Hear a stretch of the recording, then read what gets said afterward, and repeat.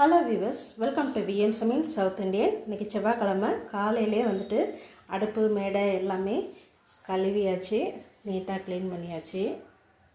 இப்படி தாங்க இருக்கும் எங்களோட கிச்சனு. பாருங்கள்,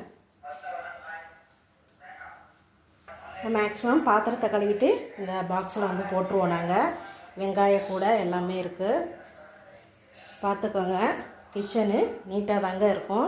எல்லாமே நாங்கள் கபோர்டு போட்டிருக்குறோம். நாங்கள் பாருங்கள், தோசைக்கல் இது வந்து இண்டாலியன் தோசைக்கல், வெயிட்லெஸ்ஸு. ஸோ இது வந்து எண்ணெய் ஊற்றி நம்ம தோசை ஊற்றினா இப்படி தான் இருக்கும். நான் நல்லாவே போட்டு தேய்ச்சிட்டேன், நல்லா கழுவியாச்சுங்க. பாருங்கள், இந்தமாரி தான் இருக்கும் இண்டாலியன் தோசை. இரும்பு கல்லுனா அதுவும் இதே கலரில் தாங்க இருக்கும்.